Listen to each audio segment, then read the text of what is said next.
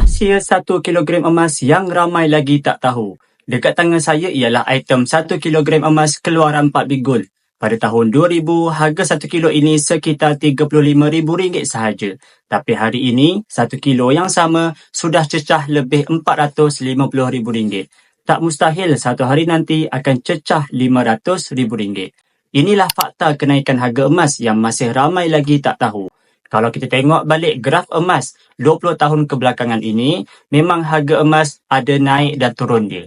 Untuk jangka masa pendek, manakala untuk jangka masa panjang sentiasa meningkat. Harga kari puff, nasi lemak pun naik, apatah lagi harga aset emas yang sangat berharga ini. Tuan Azizi Ali, pakar kewangan, nasihatkan untuk tuan-puan yang ada simpanan pencen dalam KWSP, ASB dan juga tabung haji. Jika simpanan tuan-puan itu tidak digunakan dalam tempoh 2 tahun dan ke atas, tukarlah ke dalam bentuk aset emas 999. Kita memang buat simpanan untuk jangka masa yang panjang, tapi mungkin kita tersalah pilih platform. Kalau simpanan itu tuan-puan nak gunakan dalam jangka masa yang pendek iaitu 2 tahun dan ke bawah, lebih baik tuan-puan simpan sahaja dalam ASB dan juga tabung haji, itu lebih berbaloi. Bagi tuan-puan yang nak mulakan simpanan emas dan berniat nak dapatkan item 1 kilogram emas ini, boleh tengok pin video tutorial untuk daftar akaun emas. Saya akan bantu sebaiknya, insya-Allah.